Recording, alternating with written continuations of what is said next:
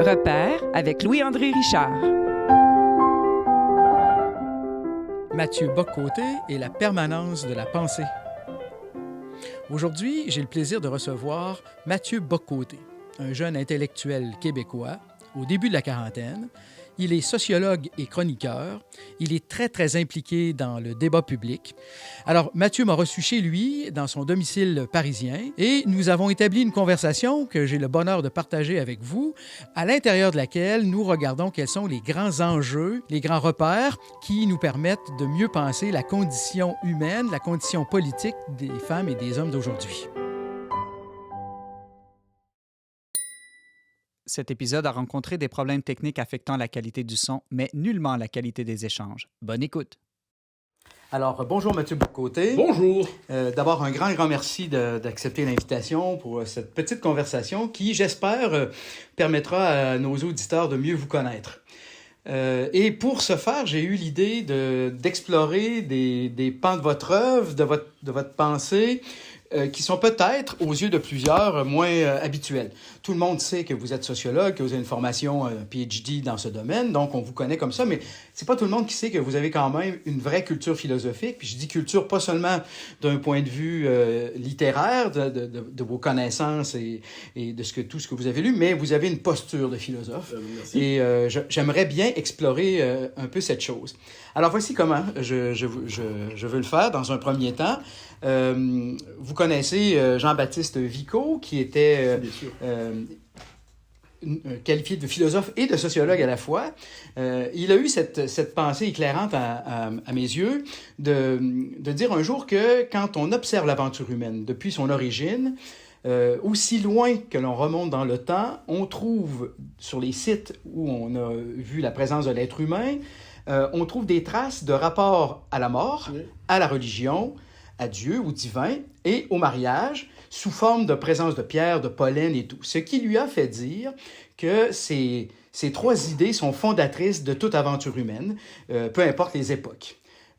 C'est quelque chose qui m'inspire beaucoup et c'est à cette réflexion que je voudrais vous soumettre. D'abord, êtes-vous d'accord avec cette perspective que l'aventure humaine, qu'une vie d'être humain, même en 2022, ne peut échapper à ces trois grands pivots structurants à la pensée? Ah, mais bien sûr. En fait, ce sont des rituels anthropologiques. La grande erreur des modernes, la grande erreur de la modernité, c'est de traiter les rituels, la religion, ce qu'on pourrait appeler les permanences de l'histoire, comme du révolu. C'est-à-dire la modernité viendrait abolir les permanences pour les transformer en matière inerte. Alors, et là, je veux dire, plus les générations passent, et plus cette matière devient inerte et perdrait vie, et ne serait plus en dernière instance que patrimoniale. Donc, ce qui fait d'ailleurs, soit dit en passant, que ceux qu'on appelle les conservateurs dans la vie publique sont souvent eux-mêmes perçus comme des amoureux des causes perdues. Ce sont les défenseurs des restes, les défenseurs du dernier réduit, les défenseurs de la matière morte à laquelle ils sont attachés par le folklore,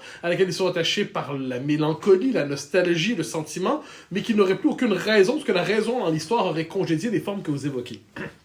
Or, qu'il soit nécessaire de marquer l'entrée dans l'existence, la figure du baptême, quelle que soit la culture, qu'il soit nécessaire de marquer l'union des êtres qui permettent d'inscrire l'existence humaine dans la durée, la famille globalement, c'est-à-dire l'inscrire dans une continuité, créer une institution qui permet d'accueillir la transmission de la vie, et enfin, peut-être surtout aujourd'hui, je pense que c'est probablement la chose la plus importante aujourd'hui, être capable de ritualiser le fait de quitter ce monde. C'est-à-dire le refus d'accepter la disparition de l'homme comme un fait divers biologique. Le refus de considérer que lorsqu'on meurt, c'est tout simplement terminé, le souvenir peut se dissiper, les sentiments n'ont rien à voir là-dedans, c'est terminé tout simplement, tu étais poussière, tu redeviendras poussière, mais sans portée métaphysique. Je pense qu'il y a à travers ça une nécessité de structurer tous les moments de l'existence. Or, les grandes religions, mais pas seulement, ont cherché à institutionnaliser ces rituels. Et je note que chez les modernes avancés que nous sommes, même si les raisons à l'origine de ces rituels disparaissent, le besoin de rituels demeure. Il demeure assez vivant, il demeure assez actif. Mais puisque nous n'avons plus les rituels qui étaient marqués du sceau de l'immémorial, parce que pour qu'on respecte un rituel, il doit être marqué du sceau de l'immémorial. On doit dire qu'on fait ça depuis toujours, c'est comme ça de nos ancêtres. Quand on bricole un rituel parce qu'on a besoin de rituels, mais ce rituel est par définition un peu grotesque. C'est-à-dire bricoler le rituel dans cette idée d'en fabriquer un qui soit parfaitement rationnel, soit conforme à mon goût. Le propre des goûts, c'est d'évoluer, le propre du désir, c'est de changer. Et bien, dès lors qu'on fabrique le rituel, eh bien, il s'abolit lui-même et devient farce. Et de ce point de vue, le rituel a besoin de la tradition a besoin d'immémorial, et ça nous permet de revenir à la formule de Vico que vous évoquiez, le fait que d'une époque à l'autre, me semble-t-il qu'il y a la recherche, non pas d'une tradition primordiale, je laisse ça aux Guénoniens, mais la recherche des constantes anthropologiques de l'existence humaine et des rituels qui permettent de la ressaisir. Et ceux qui, d'entre nous, ont déjà perdu un de leurs proches savent l'importance de ces rituels. Je me permets de donner un exemple. Au moment de la disparition de ma mère, dans la famille, c'est pas tout le monde qui est croyant, loin de là, mais le besoin du Notre Père était là pour répéter la prière qui était là depuis toujours. Et même ceux qui ne croyaient pas avaient besoin de prononcer le Notre Père à ce moment-là, parce que lorsqu'on quitte ce monde, c'est une des prières que l'on prononce. Il y avait quelque chose là-dedans qui touchait, je crois, une vérité humaine fondamentale, et pas simplement au besoin artificiel de colifichet. Oui, ce besoin souvent s'inscrit dans des moments où la tragédie est à son comble. Alors, au moment de la mort, c'est bien sûr. Si je pousse un peu plus loin cette idée, il me semble que le rapport à la mort, à l'amour, on peut dire, et au divin, même si on cherche à congédier ça, on retrouve ça de toute façon parce que ça s'impose. Alors, au Québec particulièrement, puis bientôt la France, dans laquelle nous sommes présentement, va aussi légiférer autour de la question de la mort assistée, du suicide et tout. Il me semble que nous vivons des représentations de ces trois thèmes fondamentaux au goût du jour, si on peut me permettre l'expression, à travers toutes les législations sur l'euthanasie et choses du genre, à travers la recherche d'identité sexuelle nouvelle, vous pourrez élaborer un peu, et puis à travers, au Québec particulièrement, les lois qui visent à encadrer toutes sortes d'accommodements à l'égard du divin, chartes diverses et autres. Il me semble qu'il y a là des manifestations très contemporaines de la présence de ces mêmes pivots, ces idées fondatrices structurelles. Qu'est-ce que vous pensez de tout ça? Alors, je reviens sur les exemples que vous avez donnés. Par exemple, sur la question justement des lois qui encadrent la fin de vie. Moi, ce qui m'a frappé, c'est que dès lors qu'un tabou tombe, on a beau vouloir préserver, le tabou c'est tu ne tueras pas. C'est ça, oui. On a beau vouloir préserver globalement l'idée du tabou en voulant l'aménager selon les exigences de la raison pratique, du souci pratique. Dès lors, c'est les balises qu'on cherche à mettre pour préserver ce qui devait néanmoins survivre du tabou tombent au bout de quelques heures, jours ou semaines. Le débat, moi, sur l'euthanasie au Québec, le droit de mourir dans la dignité, m'a fasciné. Parce que je me rappelle, on débattait à ce moment-là, j'étais de ceux qui n'étaient pas favorables à ça. Je comprenais pourquoi certains y étaient favorables, mais en dernière instance, et pas sur le mode de la joie, je me disais, finalement, c'est une mauvaise idée. Pourquoi? Parce qu'on veut nous dire qu'au début, ça va être encadré, limité seulement pour les personnes qui sont souffrantes, presque agonisantes et à la veille de disparaître. Eh bien, puis il n'y aura pas de généralisation de ce droit à l'euthanasie, au droit au suicide assisté. Les balises, les balises d'encadrement vont tomber très rapidement. Je disais à la blague, dans 6 mois, on va remettre en question ces balises-là. Alors, je me suis trompé, ça va pris 6 mois, ça a pris 6 jours à peu près. Tout à fait. Ça a tombé, et là, ce qu'on voit, c'est qu'on a... Alors, la formule désacraliser la mort peut avoir un parfum quelquefois, on nous dira trop catho, mais le fait est que arriver dans cette existence est un miracle, quitter cette existence est une tragédie absolument. Plus encore, je dirais, si on n'est pas croyant. Et de ce point de vue, traiter la mort comme, dans le cas du suicide assisté, comme une espèce de geste en fait, transformer l'euthanasie qui est transformée finalement en geste médical, comme un soin, comme un autre. C'est un soin. Ouais. J'accepte l'idée que certains médecins, dans des circonstances très particulières, en entente avec le patient, la famille, à l'abri du regard des uns et des autres, il y a des choses qui se passent dans la vie dans la zone grise. On me dira que j'ai tort peut-être, mais je pense que des choses se passent dans la zone grise. Institutionnaliser un rituel de mise à mort nommé suicide assisté, il y a quelque chose pour moi là-dedans qui relève d'un tabou renversé. Et ce qu'on voit, c'est qu'à partir de là, il y a un enthousiasme nouveau. À la rigueur, si les partisans de l'euthanasie nous avaient dit on est conscient que c'est dramatique, mais on pense que c'est nécessaire aujourd'hui, vu l'allongement de la vie, vu l'acharnement thérapeutique, vu les conditions nouvelles de la médecine, on pense que c'est une nécessité tragique. J'entendrais cet argument. Mais c'était plutôt le droit des droits qui était obtenu. C'est-à-dire, c'est le droit à l'auto-engendrement qui habite la conscience contemporaine, qui culmine dans le droit à l'auto-effacement. Et sous le signe, et je l'ai déjà évoqué dans d'autres circonstances, Houellebecq, dans la carte et le territoire raconte ça, c'est-à-dire le père du personnage en a simplement assez de vivre. Il en a assez de vivre, donc il n'est pas malade, rien de ça, il sent de la lassitude existentielle. Il sera en Suisse et un rapport service contractuel, marchandisé, pourriez-vous me liquider s'il vous plaît, merci, tout va être fait de manière hygiénique, adieu. Il y a quelque chose là-dedans, pour moi, qui nous déshumanise.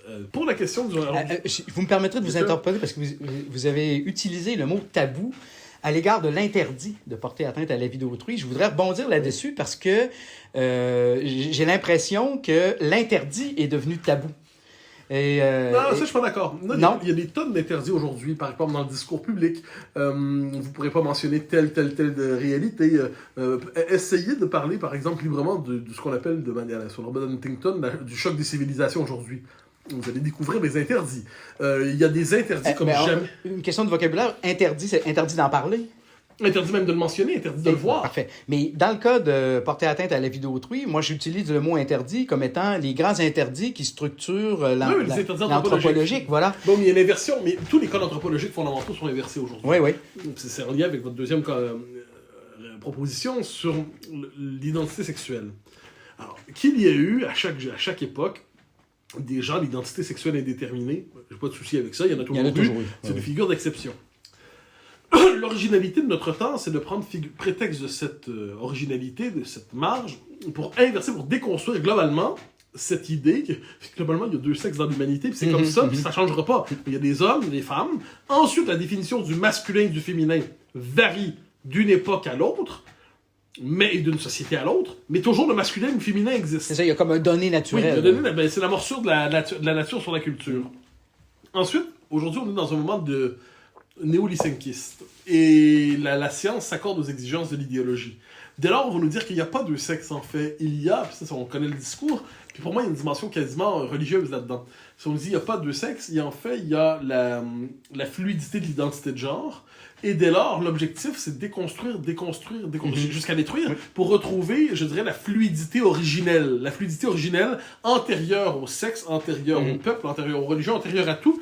La fluidité originelle, pour qu'on puisse faire naître de là un homme nouveau. À partir du moment où recréer l'homme au-delà de la fracture initiale qui est entre l'homme et la femme.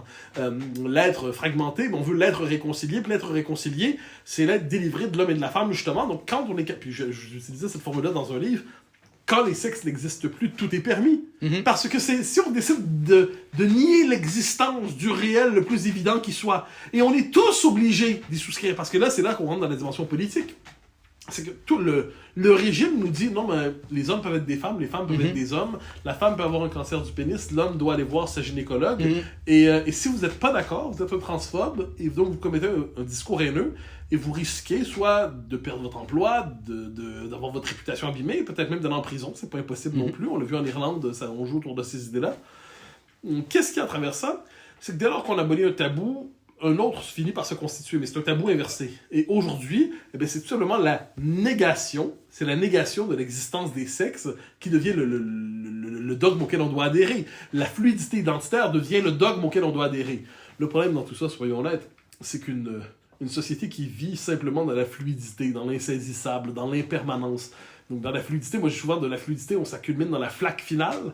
Eh bien, quel est le résultat de tout ça? Ça fait une société complètement liquéfiée et viendra dans 50 ans, dans un siècle, j'en sais rien, une force structurée, déterminée, résolue, consciente de ce que veut dire la nature humaine, probablement, mais peut-être de manière plus brutale que la nôtre, et qui s'imposera à nous, société fatiguée, et dès lors, on s'y convertira.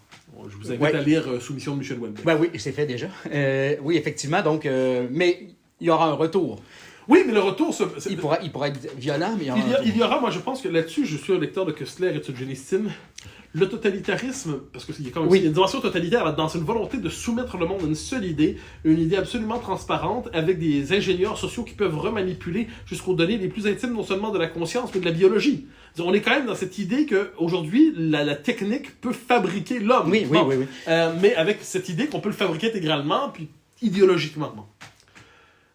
Moi, je pense qu'au totalitarisme, quel qu'il soit, c'est un totalitarisme. Il y a un élément, il y a un grain qui survit dans la nature humaine, à partir duquel la nature humaine se recompose, et à travers ça, un désir de liberté. Il se trouve toutefois qu'à l'échelle de l'histoire, il existe des chocs entre les civilisations et tout ça. Et devant une civilisation aussi amolie que la nôtre, eh bien, il se peut que la recomposition, imaginons dans un siècle, dans le monde occidental, je pense qu'on se serait délivré de ces folies en disant, mais dans quelle folie étions-nous versés? C'est-à-dire, j'entends la négation des données élémentaires qui structurent l'existence humaine. Mais il se peut que ça se passe autrement, finalement, qu'une force plus grande nous casse tout simplement devant. On le voit en France. D'un côté, on a une partie de la gauche qui est dans justement la liquéfaction des identités, puis de l'autre, la même gauche est dans une complaisance extrême avec l'islamisme conquérant, rigide, hyper viriliste, mais on va dénoncer le patriarcat dans le fait, c'est tout, hein. On dénonce le patriarcat dans le fait que la langue française soit structurée de telle manière que le masculin est valeur neutre, mais de l'autre côté, on voit pas le patriarcat dans le voile islamique, on voit pas le patriarcat dans des quartiers où les femmes doivent être soumises aux hommes, et ainsi de suite. Donc on voit là-dessus une civilisation qui est fatiguée, et qui veut presque mourir. Oui, et les intellectuels, de ce point de vue-là, qui ont une pensée très fragmentée. Oui, puis que dans ça, ce sont des complices de ce qui arrive. J'ai le goût, parce que vos propos m'inspirent un problème, une problématique avec laquelle j'essaie de me débattre et j'y parviens pas. C'est la question du populisme. Oui. Je me demande, en vous entendant, mais qu'est-ce qui explique qu'on a l'impression, je dis bien l'impression, que ces théories un peu folles se répandent tellement facilement? Puis là, c'est pas l'impression, c'est un fait. Mais les gens comme vous, les intellectuels qui s'inscrivent en faux, on les rejette, mais puis on laisse sous-entendre que si on est d'accord avec un intellectuel engagé, on fait preuve de populisme. Alors moi, j'arrive pas à discerner ce que c'est cette chose qui est le populisme versus l'expression de la volonté populaire ou de la pensée populaire. Il y a différents usages possibles du concept de populisme. Il y a un usage légitime, je dirais, c'est-à-dire lorsqu'on a l'impression qu'un système démocratique est devenu incapable de traduire les aspirations populaires, il y a un mouvement politique, social, culturel, où le peuple cherche à se réapproprier, le peuple dans sa pluralité, cherche à se réapproprier ces institutions qui, globalement, sont retournées contre lui. On pourrait appeler ça du populisme dans ce qui est le plus légitime. Dans le populisme, dans ce qui a sa part négative, on appelait ça traditionnellement de la démagogie. Bon. C'est exciter les pulsions populaires sans avoir d'autre objectif que de les exciter. Oui, à ce moment-là, c'est le peuple lui-même qui est démagogue ou c'est ceux qui le manipulent? Voilà. Mais ensuite, on nomme populisme aujourd'hui très souvent le simple fait que le peuple vote pas comme on lui demande de voter. Mais globalement, il y a dans les sociétés occidentales depuis les années 70 en fait un malaise profond devant tous ces changements qui lui sont imposés. Oui. Pourquoi ça s'impose aussi rapidement? Les intellectuels, globalement, depuis Voltaire, ont toujours trouvé le moyen d'avoir des idées un peu étranges. Je ne veux pas dire de mal de Voltaire, mais il y a trois idées un peu étranges. L'originalité de notre temps, c'est que ce pouvoir-là s'est institutionnalisé à l'intérieur même de l'État, à travers les universités, à travers l'appareil étatique, qui lui-même utilise tous ces concepts-là pour justifier sans cesse une reconstruction, déconstruction, reprogrammation, rééducation de la matière sociale. Ajoutez à ça le pouvoir des entreprises. Le pouvoir immense des entreprises qui ont intériorisé ça. Donc, vous travaillez en entreprise aujourd'hui, c'est un peu... Ça se documente, hein. Vous êtes dans l'entreprise. Je vous ai déjà lu là-dessus, puis je vais vous écouter à l'instant parce que je comprends pas ça non plus. Pourquoi ça rentre si vite dans l'entreprise? Alors, c'est ce que j'appelle le pizzo de la diversité. Vous savez, c'est quoi le pizzo de la mafia? Je suis dans la mafia, je vais dans votre restaurant, j'y ai beau ton restaurant, il faudrait le protéger. Ça va, on n'a pas de souci. D'accord, mais je te mets le feu dans ton restaurant si tu me payes pas pour que je mette pas le feu. Ah, d'accord, parfait, je t'ai protégé. Le pizzo de la diversité, c'est toute cette mouvance de consultants en diversité qui se présentent dans les entreprises et qui sont souvent très présents dans les départements de ressources humaines, soit dit en passant, et qui disent, entreprise X, oui, je tiens à vous dire que vous avez de graves problèmes de racisme systémique dans votre entreprise. Non, pas vraiment. Vous en avez pas? D'accord, mais on va dire publiquement que vous voulez pas prendre au sérieux votre propre problème de racisme systémique. Oh, d'accord, ok, on va vous payer pour régler ça. Et donc là, on embauche, et là, le consultant en diversité arrive, puis explique aux employés de l'entreprise X qu'il y a de graves problèmes de racisme systémique. Parmi ceux-là, il y a le fait que, par exemple, qu'un blanc qui ne se reconnaît pas coupable de racisme l'est d'autant plus qu'il est inconscient lui-même de participer à ce drame. Imaginez que dans cette salle, ça se passe sur l'heure du midi, parce qu'on vous prend du temps sur l'heure du lunch, il y en a un qui a le malheur de rire en disant « c'est pas sérieux ». Alors il dit « vous savez, un homme peut décider d'être une femme ». Je dis « oui, un homme peut être enceinte ». Il y en a, il part à rire, il trouve ça drôle. Ah bon, vous riez? Vous riez, mais là, vous allez faire un tour aux acteurs des ressources humaines en disant « vous manquez de respect envers la diversité ». Vous avez un blâme. Donc, il y a une espèce de dispositif punitif de régulation idéologique et de rééducation qui se met en place dans les grandes entreprises. J'ai rencontré en France plusieurs fois des directeurs de ressources humaines qui m'ont lu un peu sur ces questions-là. Ils disent, monsieur, c'est exactement ce qui nous arrive et on se demande comment y résister. Parce que souvent, en France, ça vient des États-Unis, puis là, la consigne vient, je sais pas, de la maison mère à Atlanta, puis à un moment donné, ils doivent gérer ça ici de manière ou de l'autre. Nous, au Québec, ça nous a frappé assez violemment, mais le nombre de fois où des gens, parce que je parle de ça tout le temps dans mes articles, le nombre de fois où des gens m'écrivent me dire ça devient insupportable et intolérable, ces séances de rééducation permanente en entreprise, ce travail de rééducation idéologique, donc il y a une résistance populaire. Mais le commun des mortels, pour d'excellentes raisons, n'a pas les mots pour nommer ça. C'est-à-dire, les gens ont d'autres choses à faire que penser théoriquement donc, à ces questions-là, mais ils expriment un malaise. Et ce malaise, c'est le malaise qui alimente ce que vous appelez le populisme aujourd'hui, c'est-à-dire une forme de protestation contre la dépossession à la fois identitaire et démocratique des sociétés occidentales. Bien, et concernant le thème de la relation au divin, si je me souviens bien, c'est celui qui avait pas été évoqué dans son incarnation avec les chartes et les lois divines. En fait, je dirais il y a deux temps. Il y a le 20e siècle, c'est-à-dire ayant chassé le divin du ciel, on l'a retrouvé dans le monde. Les religions politiques, les religions séculières. Les hommes ont besoin de croire en l'absolu. L'avantage, lorsque l'absolu dans l'autre monde, c'est qu'on n'en a pas la prétention à le réaliser dans ce monde-ci. Quand vous croyez que vous pouvez accomplir la société absolue, parfaite, idéale, transparente à elle-même, réconciliée en ce monde, vous donnez des objectifs politiques et collectifs tels que vous donnez le droit ensuite de soumettre les sociétés à vos propres lubies. C'est la tentation totalitaire dont on parlait. Aujourd'hui, puisque les religions historiques sont mortes, ou à tout le moins sont mortes en Occident, elles ne sont pas mortes en elles-mêmes, mais en Occident, on ne sait plus qu'en faire, eh bien, il y a la tentation de se replier vers toute une série, je dirais, de spiritualités compensatoires. C'en est étonnant quelquefois. On devrait étudier, sous le signe de la sociologie des religions, l'industrie non seulement du New Age, mais du développement personnel, de la croissance personnelle. Je dirais que plusieurs leçons plurimillénaires enregistrées dans les grandes traditions spirituelles de l'humanité sont reproduites là sur le mode New Age boboche. Mais ce qui est intéressant, cela dit, c'est de voir que ce besoin de spiritualité, d'absolu, est consubstantiel à la nature humaine. Le génie, je crois, des grandes religions, c'était de l'encadrer, de le structurer, de le civiliser, de le discipliner, soit par le passage du texte, soit par la présence d'un clergé, soit par la présence d'une tradition qui nous oblige à être... Donc, qui civilisait finalement ce besoin d'absolu. Le besoin d'absolu laissé à lui-même peut brûler l'âme. Ça, faut jamais l'oublier. Pour quelques individus qui ont une illumination directe, pour la plupart, si on les met au contact direct avec la passion de l'absolu, ça peut brûler l'âme assez rapidement. Et sur le plan social, ben, ça fait soit c'est le phénomène on parlait des sectes, le terme est un peu usé, mais c'est le besoin de trouver des petites communautés dans lesquelles on va investir ce besoin d'absolu. Et on ne le trouve pas souvent. Et ça nous amène presque au corps. Il y a un besoin de durée, il y a un besoin d'absolu, il y a un besoin de sens. Si en dernière essence, vous ne trouvez nulle part, ni dans le ciel, ni dans la société, quelque chose comme les traces de cet absolu que vous voulez ressaisir, mais le corps devient l'ultime refuge de la vérité des êtres, et je ne parviens pas à comprendre autrement la manie contemporaine de statuer du front au orteil, autrement qu'une volonté de marquer la durée en soi. De faire de son corps un autel. Et voilà, donc le corps devient l'ultime refuge de l'absolu, mais il y a quelque chose là-dedans qui relève de la régression tribale, presque païenne, en quelque sorte, une forme de paganisme nouveau. Et voyez aussi la question écologique. C'est-à-dire, l'écologisme aujourd'hui est le lieu de refuge des énergies religieuses mal déployées en Occident. Donc il y a un dieu, c'est Gaïa. Ensuite, il y a un pécheur, c'est l'être humain. Il y a la rédemption possible si on décide de retourner aux sources, à vivre de l'eau fraîche. De décroître, de faire tous les rituels sous le signe non seulement du recyclage intelligent, mais on veut devenir presque vegan, effacer son empreinte carbone, c'est-à-dire la trace toxique de l'être humain sur Terre, une volonté presque de s'effacer, de ne plus être... L'être humain perd son statut privilégié dans la création, puis devient simplement une nuance dans le vivant et pas nécessairement la nuance la plus noble.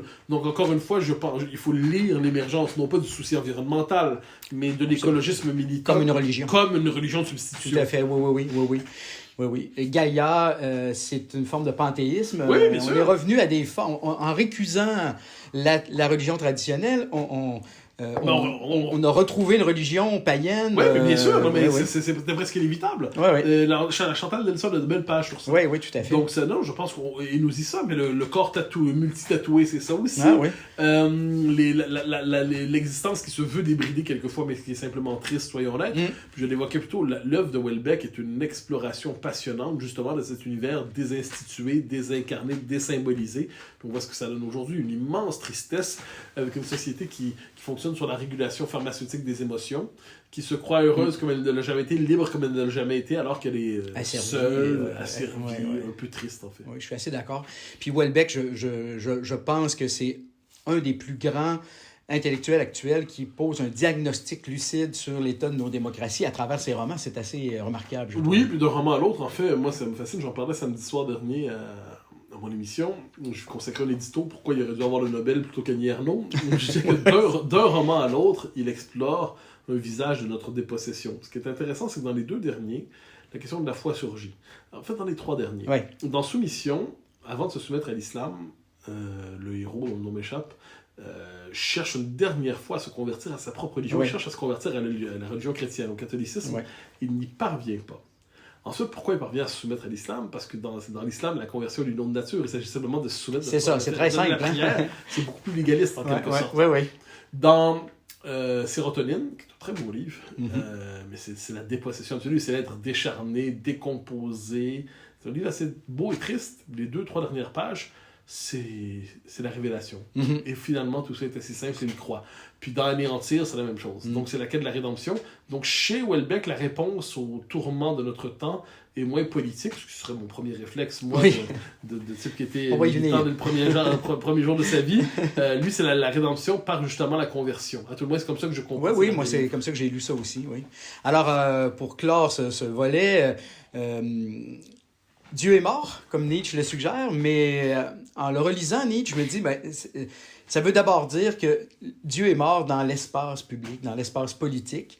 Parce que quand on lit son œuvre, on s'aperçoit que tout ce que vous avez suggéré, il y a un besoin du religieux, puis Nietzsche l'exprime de façon éloquente. Oui. Dieu est mort, la recherche d'amour, de liens humains signifiants se liquéfie, comme vous avez dit. Et puis, notre relation à la manière de quitter ce monde devient extrêmement triste, c'est le bon mot. C'est l'empire du je qui ne veut plus assumer sa condition humaine. On est quand même les seuls êtres qui savons qu'allons mourir et que, le sachant, on est invité à y réfléchir un peu. En tout cas, merci de nous aider à y réfléchir. Questions, commentaires ou objections, rejoignez Louis-André Richard à repère@le-verbe.com.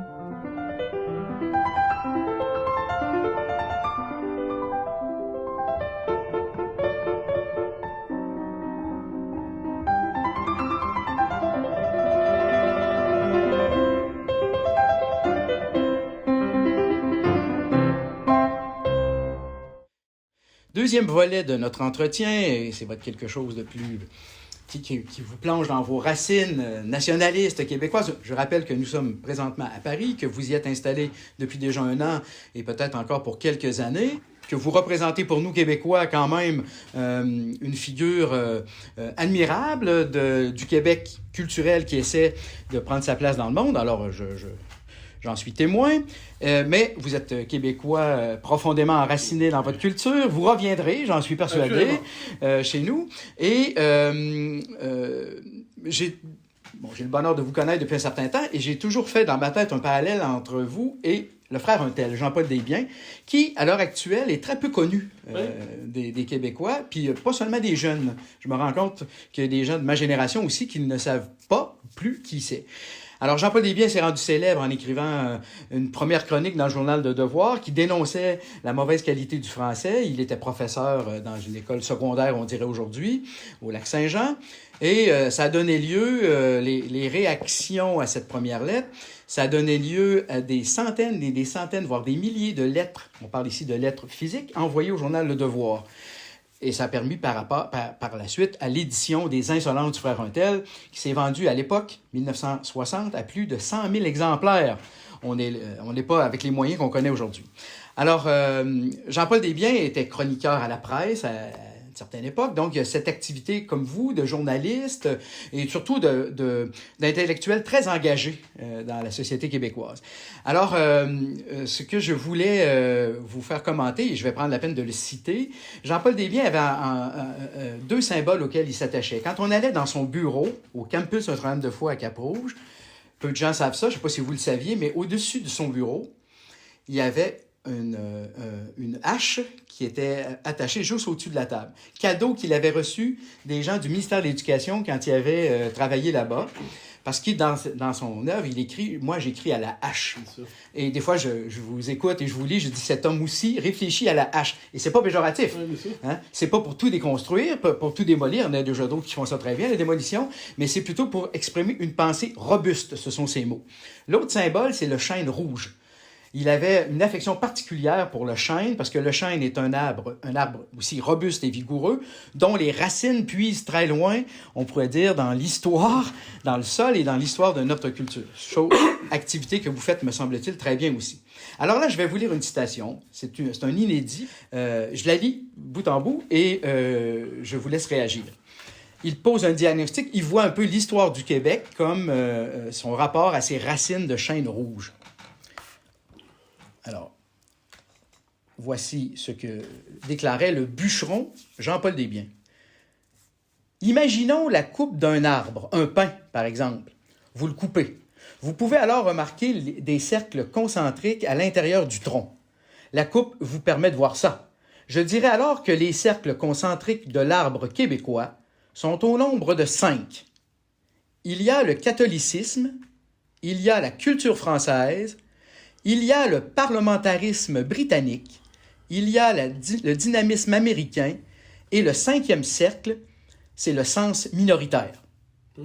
Cette comparaison me semble très éloquente. Elle soutient et rassemble toutes les composantes de la réflexion sur notre identité. Nul ne peut nier que le catholicisme, c'est le cœur de notre identité. Notre catholicisme actuel est attaqué, il est affadi, il a été presque congédié. La culture française, on ne peut nier que c'est une composante de notre identité. Au plan politique, strictement politique, et j'en bénis le Seigneur, nous habitons le parlementarisme britannique. Nous sommes un peuple dynamique, à l'instar de nos voisins du Sud. Nous vivons conscients de notre fragilité, conscients de notre précarité, par la minorité que nous constituons au sein de la vaste Amérique. Voilà la coupe du Québécois, notre identité. J'ajoute ceci d'important, car cela gouverne notre réflexion, fondamentalement. Qu'est-ce que l'identité? C'est la permanence dans son être. Restons avec la comparaison de l'arbre. Un arbre vivant, un arbre planté, c'est un arbre, un vrai arbre. La même longueur dans un tronc qui dérive sur l'eau d'une rivière, ce n'est plus un arbre, c'est une pitoune. C'est un cadavre d'arbre. Même si, durant un petit bout de temps d'observation sociologique, la pitoune a toutes les apparences d'un arbre, ce n'est plus un arbre. Voici la grande question qu'il faut nous poser. Où en sommes-nous actuellement au Québec? Et cette question, c'est à vous, on la pose. Alors, si je reprends les différents éléments qu'il propose, je crois que certains éléments sont vivants, d'autres ont eu tendance à se décomposer, et ensuite la conscience collective a eu tendance à elle-même à se métamorphoser. Le catholicisme demeure actif, mais de manière étonnante. Par exemple, le catholicisme c'est quand même une religion instituée. C'est une religion institutionnelle aussi. C'est une religion qui a un sens de l'unité. On n'est pas dans la logique protestante des sectes et ainsi de suite qui se fragmentent et ainsi de suite. Sous le mode, d'ailleurs, dans le cas américain, de l'esprit entrepreneurial américain. On peut se fonder une nouvelle église à chaque 3 jours. Bon. Je pense que la laïcité québécoise, telle qu'on la connaît aujourd'hui, qui a une réponse politique à des enjeux qui dépassent la question de la laïcité, s'ancre dans notre catholicisme, paradoxalement. Ça s'ancre dans cette idée qu'il nous faut quelque chose comme un espace commun intégré, et c'est le même besoin d'avoir un espace commun intégré et institutionnel qui fait qu'on était hier catholique, et on s'est tourné aujourd'hui vers la laïcité. D'ailleurs, de ce point de vue, la parenté que la France n'est pas étrangère.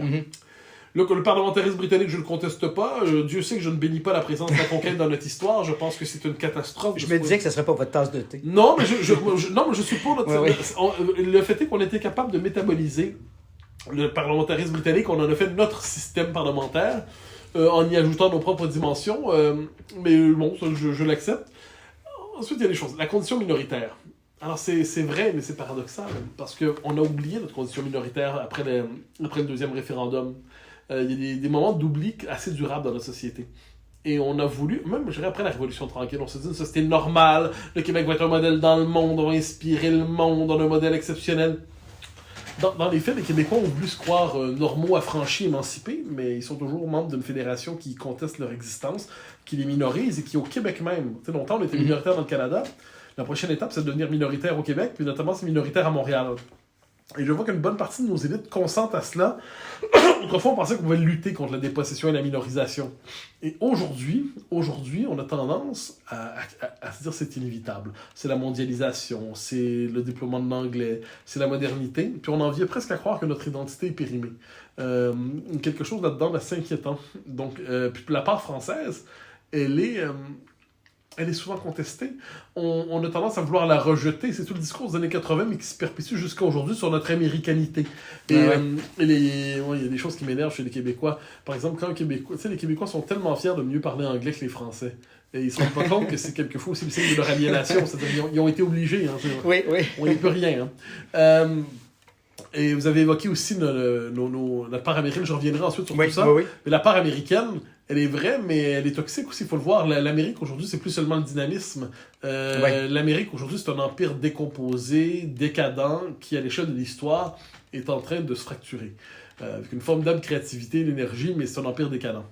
Alors, je vois tous ces éléments-là, et je vois que la culture contemporaine ajoute une chose. Sur les racines françaises, par exemple. Si je parle des racines françaises du Québec aujourd'hui, j'ai tout le lobby diversitaire qui va nous dire « Ah, vous privilégiez les racines françaises, mais que faites-vous des racines de tous ceux qui se sont greffés à nous depuis? » Là, on a envie de leur dire « Oui, mais ils sont greffés à une société justement dont les racines sont françaises. » Mais au nom du pluralisme, on fait des racines françaises un élément seulement parmi d'autres.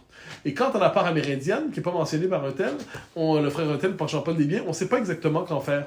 C'est très particulier, on l'a vu à Montréal, on s'invente que, évidemment, la part amérindienne est centrale dans notre histoire, mais le fait est que, pas nécessairement de la manière dont on le raconte aujourd'hui, pardonnez-moi, je donne un exemple, quand on en vient à se tourner vers elle pour faire le procès de notre propre légitimité et justifier notre propre expulsion symbolique du pays qu'on a construit depuis 4 siècles. Donc quand on nous dit qu'on est sur des territoires non cédés, on se tourne vers le passé amérindien, qui pourtant s'était accouplé avec l'élément français, pour nous dire finalement, ah non, on est illégitime dans notre propre pays, on est légitime sur nos propres terres, nous ne sommes pas les bienvenus chez nous après 4 siècles. Donc il y a quelque chose d'assez étrange. On est dans un moment aujourd'hui où ce qu'on appelait l'identité québécoise historique est dépecée, décomposée, mutilée, niée, au nom, je l'ai dit, à la fois de la sacralisation de la diversité telle qu'on la connaît aujourd'hui, donc l'immigration massive et ses effets, puis de l'autre côté, la réduction des origines légitimes aux seuls Amérindiens, et à travers tout ça, tout ce que vous avez évoqué composant l'identité québécoise est congédié.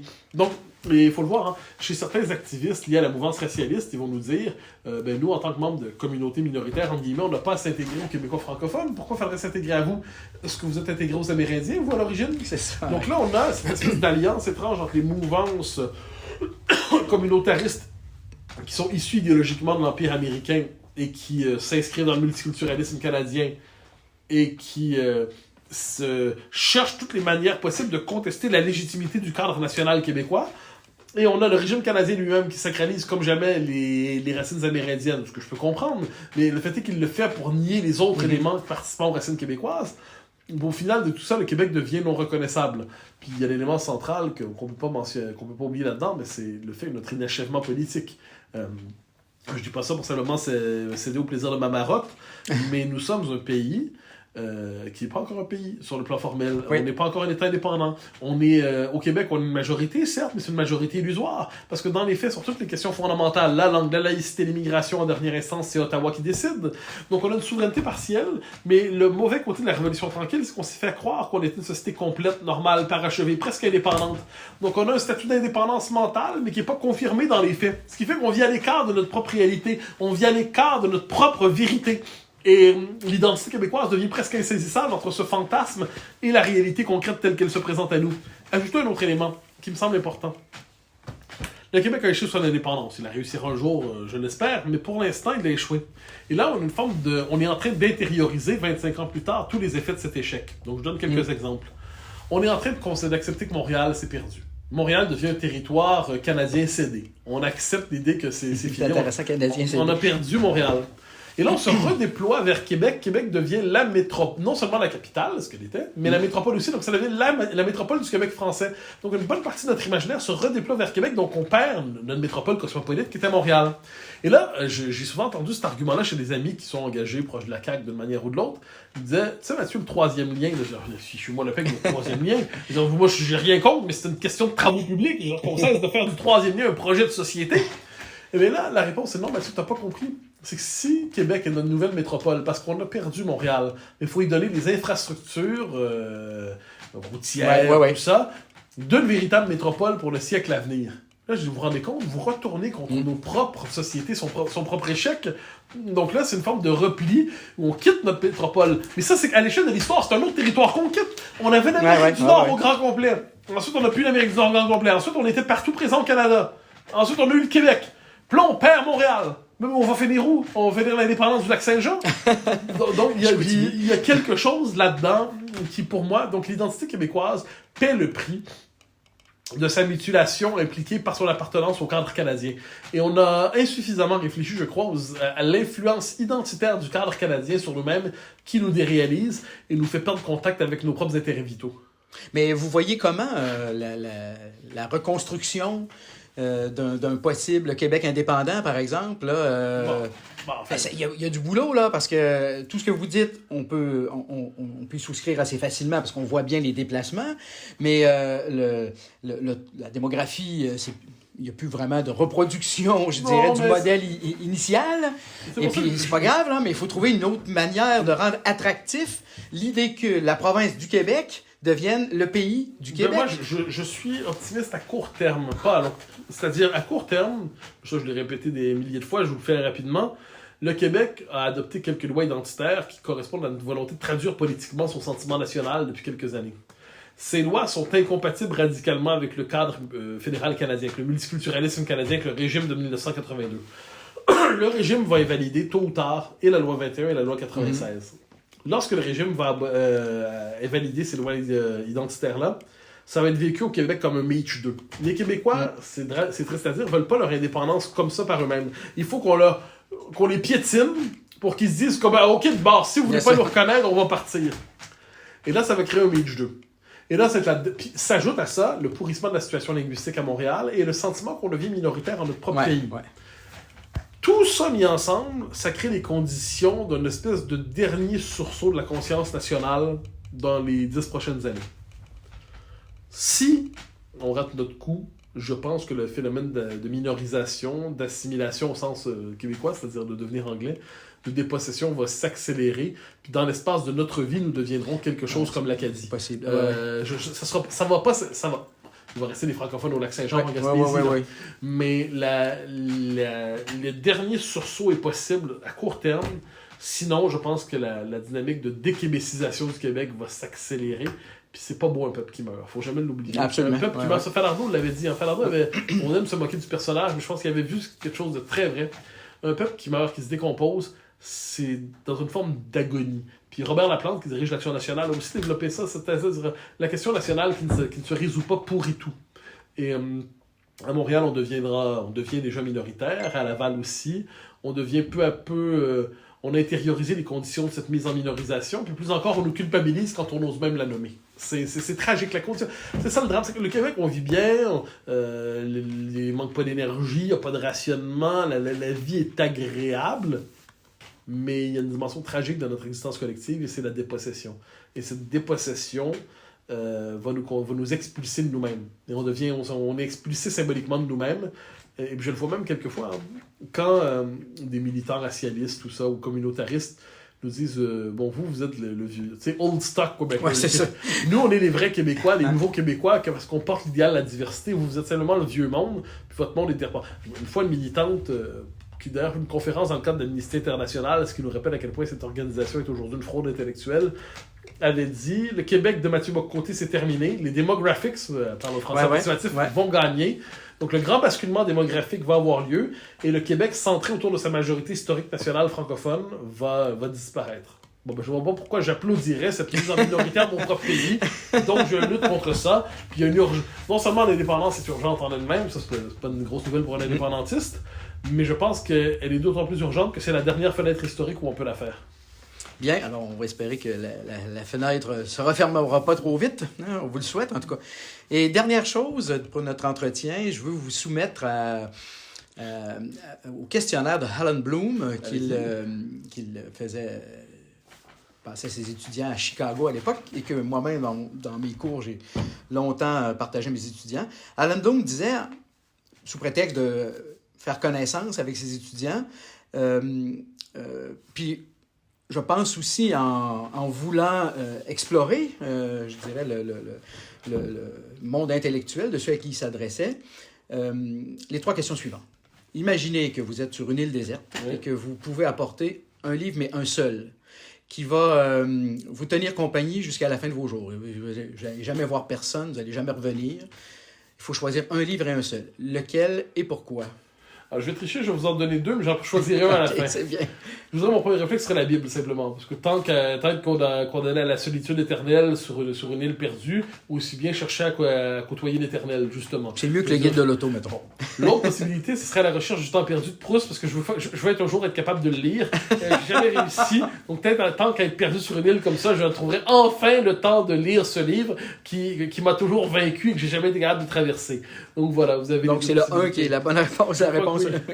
Très bien. L'autre, c'est quelle est votre... en fait, la figure qui vous inspire? Un modèle réel ou fictif, mais un seul, ou celui qui vous inspire le plus? Alors, je pourrais vous donner ma réponse habituelle, d'autant qu'elle est vraie. D'autant qu'elle est vraie, c'est Raymond Aron. Je l'ai souvent dit, je vais vous la donner, mais je vais vous en donner une autre. En fait, je triche chaque fois. C'est correct, on vous parle. Raymond Aron, pourquoi? Parce qu'il traverse le 20e siècle, la deuxième moitié du 20e siècle, dans le milieu intellectuel. Vous comprendrez, je m'y identifie, en minoritaire dans son propre milieu, conspué dans son propre milieu. Ouais. On dit, vous n'êtes pas un véritable intellectuel, vous n'êtes même pas un vrai journaliste, vous n'êtes même pas un vrai éditorialiste, vous êtes au service de la bourgeoisie. On disqualifie son œuvre, puis en dernière instance, il est courageux, il tient tête, il prend au sérieux, par exemple, le marxisme à l'époque, qui est quand même la religion dominante, et il prend au sérieux les textes, il déconstruit, puis au terme de sa vie, c'est quand même lui qui a eu raison, devant l'horreur totalitaire au XXe siècle. Donc pour moi, c'est un guide de notre... pour être capable simplement de voir ce qu'une vie intellectuelle intègre et réussit. Sur le plan politique, parce que je n'ai pas envie de faire de politique, je pense pas que je vais faire de politique, mais il y a toujours la... On peut jamais dire jamais. C'est Jacques Parizeau. C'est Jacques Parizeau, chez nous. Chez nous, pour une raison simple. C'est M. Parizeau rompt avec son milieu pour se lancer en politique avec le Parti québécois à la fin des années 60. Il rompt avec son milieu. Donc c'est une vraie rupture. Il accepte d'être banni socialement relativement du milieu qui est le sien pour s'engager dans la cause nationale. À la fin des années 80, quand il prend la direction du parti, le Parti québécois est à peu près mort. Puis il le reconstruit avec une idée simple. On va le reconstruire en se fixant sur une idée fondamentale, une idée essentielle dont on ne dérivera pas. Puis tout le monde dit c'est fini, c'est foutu, oublie ça, il tient tête. Puis quand il prend le pouvoir en 94, on dit là, les circonstances sont mauvaises, organise pas ton référendum, c'est une mauvaise idée. Puis il dit non, je vais le faire. Puis il avait pensé à ça pendant des années, il avait tout préparé, tout ça. On a échoué finalement, on s'entend. Mais c'était un exemple de résolution politique admirable que j'admire.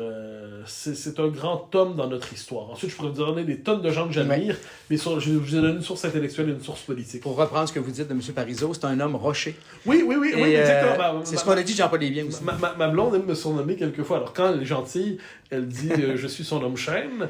Et quand il se moque de moi, elle m'appelle le gardien inflexible du socle inamovible. Ça, c'est sa manière de me dire que je suis un peu conservateur des fois. Oui, on peut pas mieux dire. Et la dernière question d'Alan Bloom, c'était si vous aviez à conseiller un film, parce que la culture du cinéma, c'est un médium important, un film, lequel? Mais un seul, hein? À qui? À n'importe qui, à tout le monde, en général. C'est vrai que votre nuance est intéressante, mais il lui disait en général. On a un film à regarder dans sa vie, là. Pas deux, un. Je sais que vous allez m'en donner deux, là, mais... Oui, je m'apprête à tricher encore une fois. Alors, je vais être cucu.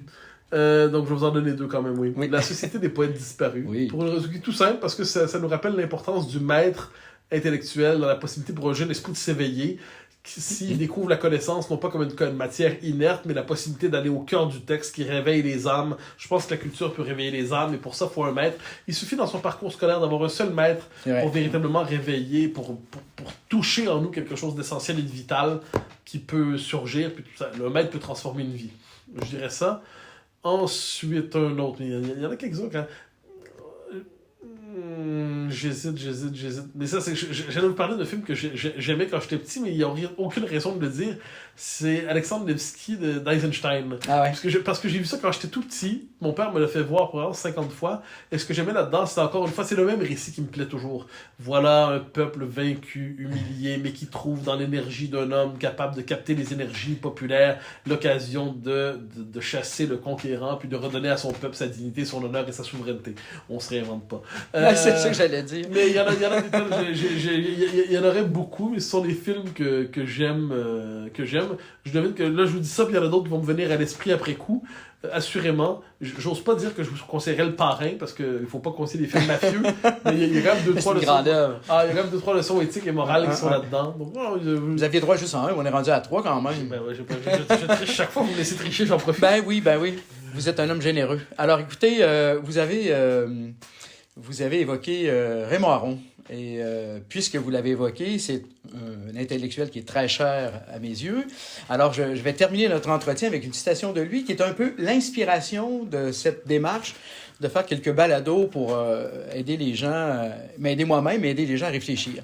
Voici cette citation qui vous anime finalement et qui m'anime aussi. « Comprendre mon époque aussi honnêtement que possible, sans jamais perdre conscience des limites de mon savoir, me détacher de l'actuel, sans pourtant me contenter du rôle de spectateur. » Le spectateur engagé, hein. C'est comme ça qu'il se définissait, et je me reconnais là-dedans. Vous connaissez la formule générale de Gaulle, à tout le moins, qui est contestée, mais je la trouve drôle. Sur Aron, on disait professeur au Figaro et journaliste au Collège de France. C'est ça. C'est très... Il y a quelque chose de vrai là-dedans. Oui. Mathieu Bock-Côté, merci infiniment. Merci à vous.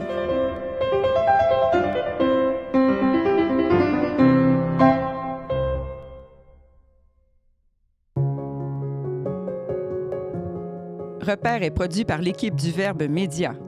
100% indépendant et gratuit, le Verbe a pour mission de conjuguer foi et culture contemporaine.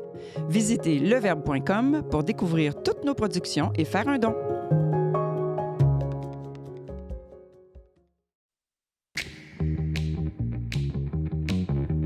Qu'est-ce que Jésus, les multivers, le Seigneur des Anneaux et les couches de bébés recyclables ont en commun? Ils se retrouvent tous au balado On n'est pas du monde. Animé par l'équipe du Verbe Média, chaque épisode conjugue foi chrétienne et culture contemporaine avec intelligence et humour. Abonnez-vous dès maintenant au balado et suivez-nous sur YouTube.